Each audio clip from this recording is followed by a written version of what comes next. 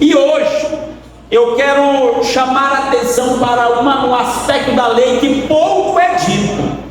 Pouco é dito em muitas pregações por aí, pouco é falado. Na lei, os dízimos tinham também uma finalidade especial. Vamos ler? Nós vamos ler alguns textos de Deuteronômio na reflexão de hoje, começando com o Deuteronômio capítulo 12, versículos de 4 a 7, que eu vou ler. Mantenham suas Bíblias abertas em Deuteronômio, a partir do capítulo 12, porque nós vamos ler alguns textos e eu vou pedir a participação dos irmãos aí também. Mas vamos começar com Deuteronômio, capítulo 12, de 4 a 7. Olha o que nos diz a palavra de Deus: vocês, porém, mandamento do Senhor. E outro detalhe, deixa eu falar isso aqui antes da leitura. O dízimo, a gente começou a tratar dos dízimos na lei, lá em Levítico 27. Aí passamos por Números. Agora estamos em Deuteronômio. E tem um detalhe importante nessa sequência aí. Entre Levítico e Números tem coisa aí de aproximadamente 40 anos. Levítico foi dado lá no Monte Sinai, no início da peregrinação do povo de Israel, logo que eles saíram do Egito. E Deuteronômio foi escrito por Moisés na fronteira da terra de Canaã, 40 anos depois. Deuteronômio é chamado por muitos estudiosos de segunda lei. Inclusive ele acrescenta algumas informações, alguns detalhes da lei que não estão para trás lá em Êxodo, Levítico ou Números. Aparece em Deuteronômio e é muito mais detalhado. Preste atenção nesse detalhe. Então agora, na fronteira da terra prometida, Moisés já sabe que não vai entrar na terra prometida. Após finalizar o livro de Deuteronômio, ele sobe o monte e morre. Ali naquela fronteira morre Arão também. O filho dele o sucede como sumo sacerdote. E é nesse contexto que ele escreve. Então isso faz uma diferença, a compreensão disso aí, tá certo? Então vamos para os versículos 4 a 7 de Deuteronômio 12. Ele diz assim: vocês, porém, não adorarão o Senhor, o seu Deus, como eles adoram os seus deuses. Eles quem? Os cananeus. E eles tinham uma infinidade de deuses que eles adoravam, vários tipos de cultos, e em todo lugar, em vários lugares, debaixo de árvores, em cima de montes, tudo lá tinha um local de adoração aos vários deuses. Aí Deus começa dizendo o que para aqui por meio de Moisés? Quando vocês entrarem na terra prometida, vocês não vão adorar igual os cananeus, não. O culto a Deus tem especificações especiais que não pode se misturar com a adoração aos deuses pagãos. Aí ele continua dizendo, versículo 5: mas procurarão o local que o Senhor, o seu Deus, escolher dentre todas as tribos, para ali pôr o seu nome e sua habitação. Primeiro, a tenda que foi construída no deserto, lá no pé do Monte Sinai. Onde ela fosse montada, ali era o centro do culto. Não podia se construir altares e oferecer sacrifício onde quisesse, porque Deus estava já disciplinando o seu povo para preveni-los, para não se misturar com a adoração cananita, que era um perigo para aquele povo. Então nós não temos que, a nossa base de adoração, de culto, é o que a palavra de Deus diz, não é o que as pessoas querem ou gostam ou preferem lá no mundo. Entenda isso. Inclusive eu estava agora há pouco conversando ali com o Renato, e eu estava dizendo isso, eu quero o crescimento da nossa igreja, mas eu não quero a qualquer custo, e eu não quero criar artifícios para atrair pessoas. Ou as pessoas vêm por causa do evangelho, ou então eu não estou interessado. Eu gosto dessa igreja por causa disso, por causa daquilo, por causa dessa diversão ou daquela diversão. Não, isso não tudo bem que as pessoas venham por outros motivos, mas se elas chegarem aqui, elas não forem confrontadas com o evangelho, não se renderem ao evangelho, não adianta nada. Igreja não é clube de diversão religiosa, não está aqui para agradar a plateia. O culto é para o nosso Deus, é Ele que deve se reverenciar. Então, se alguém vem por outro motivo, seja bem-vindo, mas chega aqui, é melhor mudar seus motivos, porque senão nós vamos ter problema, né? Então, o culto é para antes, eu quero, como eu ia dizendo, eu quero crescimento, mas em primeiro lugar, fidelidade. Fidelidade à palavra. Se alguém não está interessado na palavra, ok, sem problema. Estou indo, pastor, vá com Deus, Deus lhe leve. A gente se encontra por aí para tomar um café uma hora dessa. Mas nada mais que isso. A igreja não pode abrir mão dos seus princípios para adaptar as pessoas. Foi uma palavrinha aqui nesse intervalo. Vamos lá. Então, versículo 6, final do versículo 5, ele diz: para lá vocês deverão ir lá para o templo, para o local de adoração, e levar holocaustos e sacrifícios, e o que mais? Dízimos e dádivas especiais, o que em voto tiverem prometido, as suas ofertas voluntárias e as primeiras crias de todos os rebanhos. Então era lá no templo, e aí nesse contexto Malaquias diz: tragam todos os dízimos à casa do tesouro, porque o dízimo deveria ser consagrado ao Senhor no culto onde ele estava centralizado, primeiro na tenda que era montada em determinado lugar, posteriormente no templo construído por Salomão. E aí ele diz, versículo 7, ali na presença do Senhor, olha esse detalhe, ali na presença do Senhor, o seu Deus, vocês e suas famílias comerão e se alegrarão com tudo que tiverem feito, pois o Senhor, o seu Deus, os terá abençoado. Você percebe esse detalhe? O dízimo era trazido, os dízimos, as ofertas para o templo, e era feita uma festa, era celebração. O culto deve ter esse espírito. A gente chama o nosso culto de domingo à noite de celebração, mas todo culto pode ser chamado de celebração. Em todos os cultos nós celebramos ao nosso Deus pelo que Ele é e pelo que Ele faz por nós, especialmente nós cristãos, pelo que Ele já fez, coisa que o judeu não tinha. O judeu não tinha Cristo.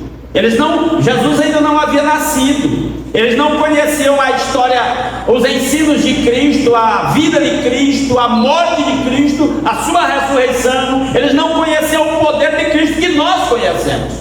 Então, eu de novo enfatizo, nós cristãos estamos em outro patamar em relação aos judeus. E eu toda vez vou dizer isso, como eu fico decepcionado quando eu vejo um cristão querendo voltar para os rudimentos lá de Moisés, sendo que nós temos Cristo, que é muito superior. Paulo chama a lei de Moisés de rudimentos fracos e inúteis. Você já viu isso? Depois a gente vai ver. A gente já viu isso em estudo aqui anterior. E aí cristão, em vez de se apegar a Cristo, fica querendo voltar para Moisés. E aí eu estou dizendo, meu irmão, dá um passo a mais, suba nessa escada, escala alguns degraus, não fica nisso não, certo? Então Deus diz isso: vocês vão se alegrar, vocês vão fazer uma festa, vocês vão para o culto com suas famílias, levando o fruto do que vocês prosperaram, e vocês vão fazer uma festa. Esse é o sentimento que deve haver no cristão quando ele vem se reunir como igreja. Um, dois sentimentos que devem nortear a vida do cristão no culto a Deus. Por isso que é uma coisa que não é segredo para mim, todo mundo sabe disso. O meu culto preferido da nossa igreja é a nossa manhã da comunhão. A gente se reúne, a gente conversa, a gente come junto. Isso faz uma diferença maravilhosa, e tem esse precedente aqui. Mas vamos ler um pouco mais, vamos agora para o verso 11, e aí mesmo em Deuteronômio 12, verso 11 a 14, ele diz assim: então para o lugar que é o Senhor, o seu Deus, escolher como habitação do seu nome, vocês levarão tudo o que eu lhes ordenar, holocaustos e sacrifícios, dízimos e dádivas especiais, e tudo o que tiverem prometido em volta ao Senhor. Eu já ouvi colegas pastores ministrando, falando que o dinheiro tem que ser trazido para o templo, e eu sou contra levar na casa da tesoureira. Entenda uma coisa: esse templo não substitui o templo de Jerusalém. Você acha que substitui? Não. Eu, um dia desse, ministrando aqui no domingo à noite sobre Jesus frequentava as sinagogas, e eu disse que a sinagoga era muito parecida com o templo desse nosso. O culto na sinagoga tinha mais semelhança com o nosso culto do que o templo. Mas aí eu quero reforçar uma coisa: o templo da igreja, o culto da igreja de Cristo também não substitui a sinagoga, não. Não é uma sinagoga adaptada ao cristianismo, não. E aí eu quero aproveitar para enfatizar: o templo aqui somos nós reunidos. Entenda isso.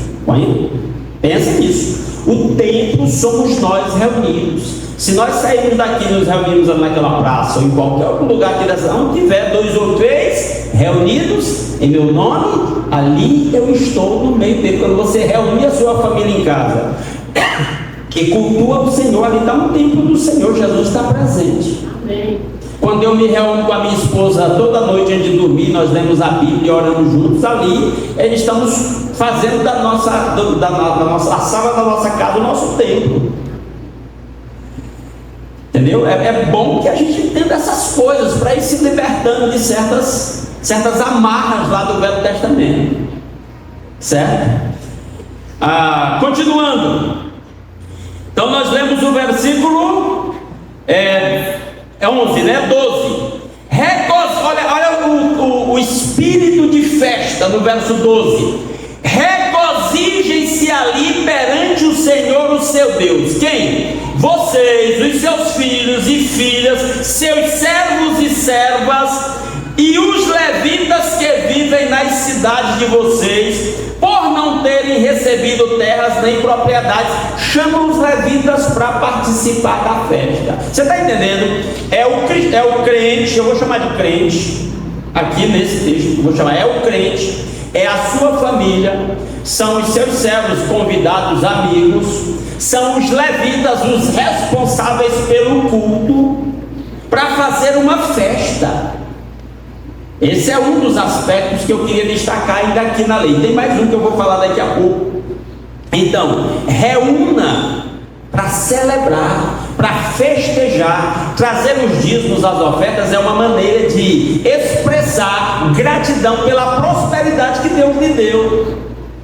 Inclusive, nós vamos ver aqui mais na frente que tem uma hora que ele vai dizer: a cada 3 anos faça um recolhimento especial de dízimos e ofertas, para uma celebração especial. O judeu era orientado para ir pelo menos uma vez por ano ao culto no templo lá em Jerusalém. Essa coisa muda um pouco depois do exílio, porque o templo é destruído, e lá no exílio eles começam a construir as sinagogas, os encontros nas sinagogas. Mas havia isso na época do templo e lá entre os israelitas.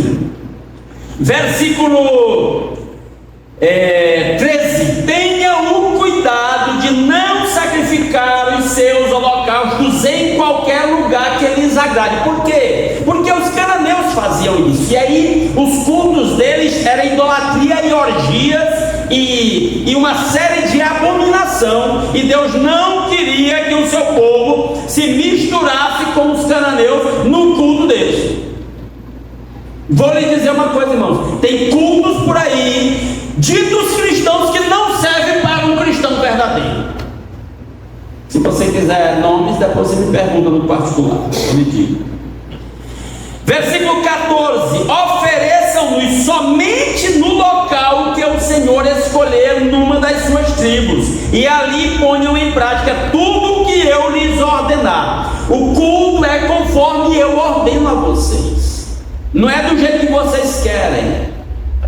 Qualquer culto que vá contra a palavra de Deus fugiu do propósito.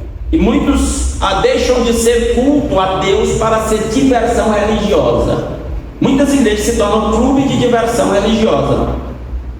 E criou-se uma cultura de que o cliente vai ali para se agradar. Não gostei desse culto e dessa igreja, eu vou para aquela outra lá, porque lá eu acho mais divertido. Cuidado com esse negócio de pensa bem. Ainda agora eu estava conversando com o Renato ali. Desculpa, Renato, eu estava fazendo menção de algumas coisas, mas não vou contar segredo não. Os segredos que nós conversamos de João Paulo, a gente fica conosco lá, beleza? Fechado. Igreja não é, como o irmão me está dizendo, não é um shopping center espiritual. Um cantor maranhense que ele tem uma música que diz: não é supermercado da fé. Ou, aliás, eu acho que é o. Não, eu pensei que era aquele do violão lá, o Brasil. Não achei daí. Mas sim, eu achei, mas eu acho que é o Naum mesmo. Ele tem uma música que ele fala nos supermercados da fé, que os clientes vão lá e compram.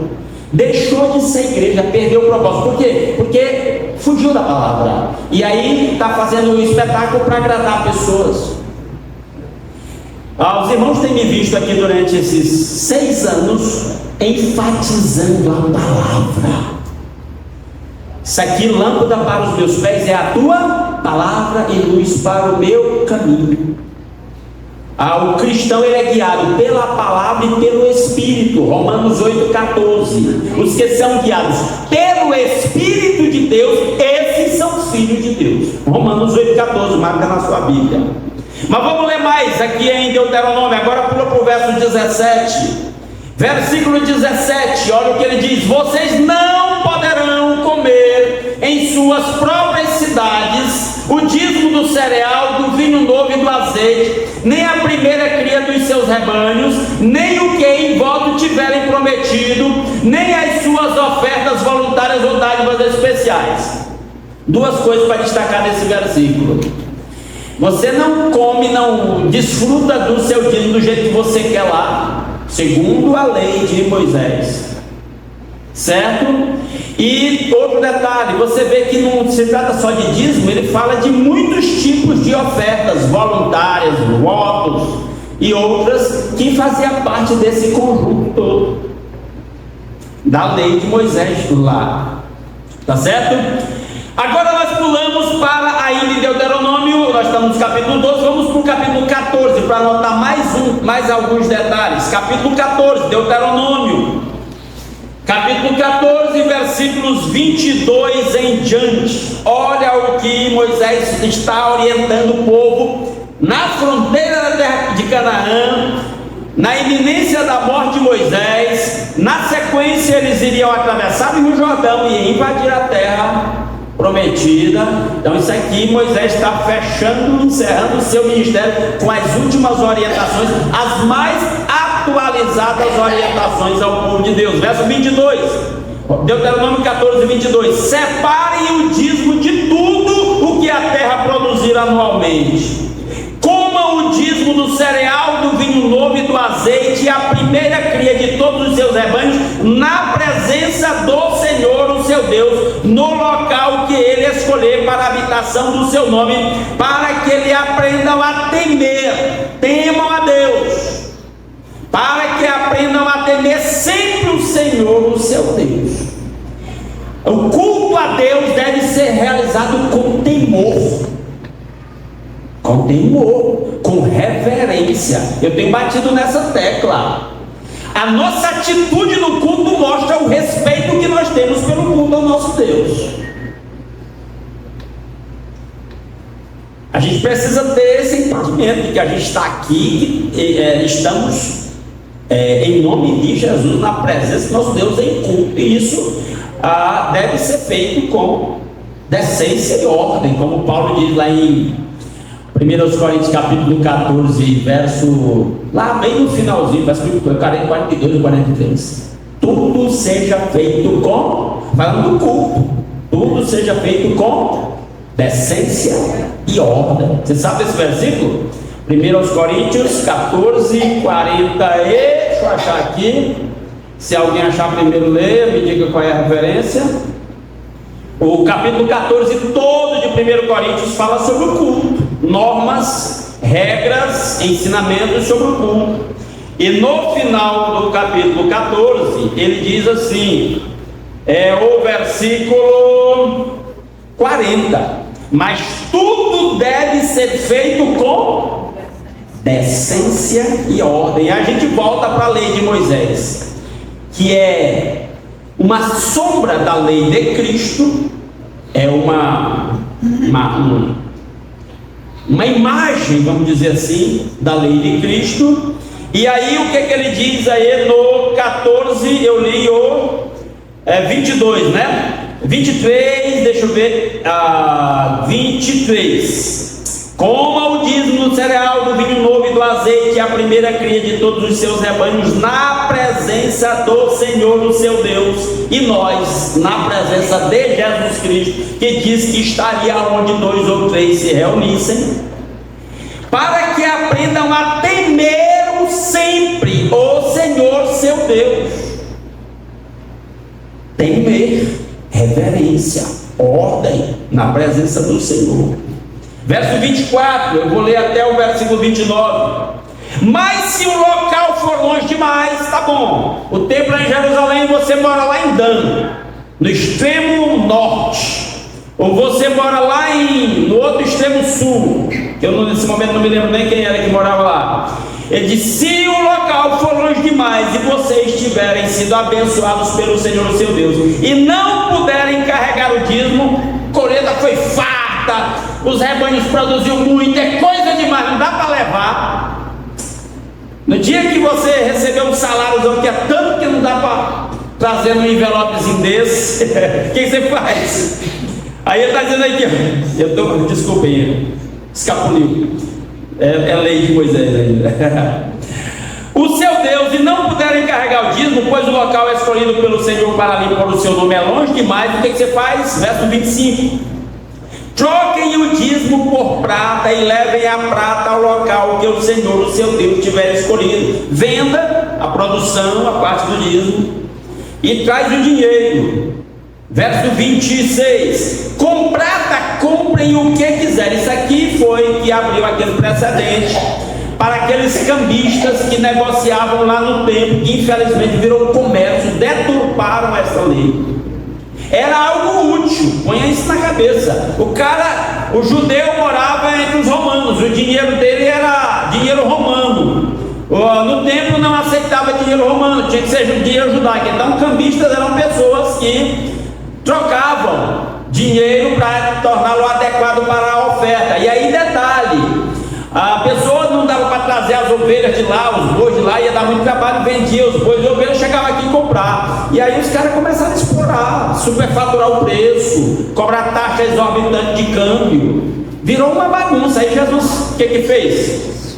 Pegou um chicote lá e disse: espera aí que eu ensino vocês, seus safados. Jesus não disse isso assim, com essas palavras não, mas foi parecido. 26: com prata comprem o que quiserem, bois, ovelhas, vinho ou outra bebida fermentada, ou qualquer outra coisa que desejarem, que fazia parte do culto. Então, juntamente com quem? Com suas famílias, comam e alegrem-se na presença do Senhor, o seu Deus. De novo a ênfase na alegria, na celebração, na festa. É aquilo que eu falei: dízimo não é para ser entregue como um fardo, como para ficar triste. Não, é com alegria, é festa. Verso 27: nunca, olha aí de novo, nunca se esqueçam dos levitas que vivem em suas cidades, pois eles não possuem propriedade nem heranças próprias. Olha a continuidade aí no versículo 28 e 29. Depois tem o último texto para a gente ler, 28 e 29. Ao final de cada 3 anos, lembra que eu falei ainda há pouco? Tragam todos os dízimos da colheita do terceiro ano, armazenando-os em suas próprias cidades, para que os levitas que não possuem propriedade nem herança, olha agora, quem mais? Os estrangeiros, os órfãos e as viúvas que vivem na sua cidade venham comer e saciar-se, para que o Senhor, o seu Deus, os abençoe em todo o trabalho das suas mãos. Na lei de Moisés, no recolhimento dos dízimos, havia o princípio de obra de beneficência. 3 categorias, aliás 4: levitas, que eram responsáveis pelo culto, deveriam ser beneficiados, órfãos e viúvas, numa época que não havia plano de previdência, né? As viúvas ficavam desamparadas, se não houvesse filhos ou alguém familiar que as acolhesse na sua idade avançada, ficava sem recursos, sem condições de trabalhar. Então Deus está estabelecendo uma lei que desse assistência a essas pessoas a partir dos dízimos dos israelitas, certo? Então, temos levitas, órfãos, viúvas e estrangeiros, pessoas que saíram da sua terra e estavam peregrinando em outras terras. Muitos deles não conseguiam prosperidade material, pelo contrário, às vezes saíam da sua terra justamente porque perdiam tudo, alguma situação assim que os levava a uma vida meio nômade, sem ter parado. Então, a orientação: acolham estas pessoas, ajudem essas pessoas com isso com os dízimos. Você está vendo aí? É uma ênfase que é pouco dita nas nossas igrejas, é pouco ensinado isso. E na verdade, vejam bem, isso aqui continua a lei de Moisés, mas é uma base para nós, um modelo para nós, no sentido de que eu citei desde o início que Jesus disse: a nossa justiça deve ser maior, superior à dos fariseus e mestres da lei. Ou seja, acima, isso aqui deve ser, está num nível muito mais elevado nisso. Então a igreja também é responsável por esta questão de socorrer as pessoas. Nós recebemos essa orientação. Domingo que vem a gente vai para o Novo Testamento, ver o que o Novo Testamento ensina sobre essas coisas. Então ele diz, vou reler o verso 29 aqui, para depois passar para o último texto: para que os levitas que não possuem propriedades na herança, os estrangeiros, os órfãos e as viúvas que vivem na sua cidade venham a comer e saciar-se, e para que o Senhor, o seu Deus, os abençoe em todo o trabalho das suas mãos. Aqui ele atrela aquela coisa que eu sempre falo aqui: quanto mais nós abençoamos os outros, mais Deus nos abençoa. Deus não nos abençoa para nós estocarmos. Muita gente tem uma mentalidade: quando eu prosperar mais, quando eu ganhar mais, eu vou ajudar as pessoas. Não, se você não começar a ajudar agora, ajude com o que você tem, que aí a bênção vai se multiplicar. E não por causa da bênção que vai receber, mas por causa da bênção que já recebeu. Isso faz toda uma diferença. E para terminar, agora você pula para Deuteronômio capítulo 26, para a gente terminar aqui essa abordagem da lei de Moisés sobre os dízimos. Fala muito sobre a oferta, e eu não vou detalhar sobre a oferta, vou falar mais sobre a oferta lá no Novo Testamento e dízimos também, para a gente concluir essa série. Agora veja Deuteronômio capítulo 26, a partir do versículo 12: quando tiverem separado o dízimo de tudo quanto produziram no terceiro ano, que era o ano especial para recolhimento de dízimos, para repartir com aquelas pessoas lá que foram mencionadas, o ano do dízimo, entreguem-no ao levita, ao estrangeiro, ao órfão e à viúva, para que possam comer até saciar-se nas cidades de vocês. Esse dízimo do terceiro ano tinha esse caráter especial de ação social aí com os necessitados. 13: depois digam ao Senhor, olha a oração que era para eles fazerem depois que entregassem o dízimo. Depois digam ao Senhor, o seu Deus: retirei da minha casa a porção sagrada e dei a quem? Aos levitas, ao estrangeiro, ao órfão e à viúva, de acordo com tudo que ordenaste. Esse dízimo do terceiro ano, 2 anos era dízimo geral levado ao templo, para aquele culto particular ao templo. Esse aqui tinha um caráter especial de assistência social aos levitas, aos estrangeiros, aos órfãos e às viúvas. Não me afastei dos teus mandamentos, nem esqueci nenhum deles. E nós não nos esquecemos dos ensinos de Cristo. Não comi nada da porção sagrada enquanto estive de luto, nada retirei dela enquanto estive impuro, e dela não ofereci nada aos mortos, como os pagãos, os cananeus faziam. Obedeci ao Senhor meu Deus, fiz tudo o que me ordenaste. Aí ele faz uma petição: olha dos céus, da tua santa habitação, e abençoa Israel, teu povo, e a terra que nos deste, conforme prometeste, sob juramento aos nossos antepassados, terra onde há leite e mel com fartura. Alguma versão mais erudita diz terra onde emana leite e mel. Isto era a lei de Moisés, né? Então ela tem esse caráter de que, primeiro, era lei, tinha juros de 20% se atrasasse, era em princípio para o sustento dos levitas e para a família sacerdotal, né? Tinha designações para isso. Depois aí nós vimos hoje, tinha o aspecto da festa, celebração, alegria, comemoração mediante a prosperidade, a bênção que Deus havia concedido. E o dízimo do terceiro ano tinha esse caráter especial de auxiliar os necessitados, ou seja, parte dos dízimos era para o socorro às classes mais carentes da comunidade. Está dizendo, à medida que Deus te abençoa, abençoa os outros. Eu fiz lá quando nós estávamos lendo lá o exemplo dos macedônios, segundo aos Coríntios 8, eu falei daquela a roda da graça, o círculo da graça, podemos chamar de círculo virtuoso da graça. Como é que é aquilo lá? Deus me abençoa para eu abençoar meu próximo, para o meu próximo glorificar, dar graças a Deus, e aí vira esse círculo. Deus me abençoa, eu abençoo o próximo glorifica a Deus, Deus abençoa, e aí a gente põe a roda da graça para girar. Ou seja, eu posso quebrar a roda da graça, parar o movimento dela. Quando Deus derrama a sua graça sobre mim, e eu, em vez de derramar a graça sobre o meu próximo, não derramar a graça sobre ele, e ele não tem aí um motivo concreto, palpável para glorificar a Deus, e eu impedi a roda da graça de girar. Já tinha parado pensando nessa figura bonita aí? Pois é, nós temos, Deus nos dá essa competência para, com a sua graça sobre nós, fazer essa roda da graça girar. E às vezes nós somos tão mesquinhos, tão medíocres com estas coisas, né? Então este é o princípio. E aí, quando for domingo que vem, a gente vai para o Novo Testamento ver o que é ensinado sobre essas questões lá, para a gente terminar essa série.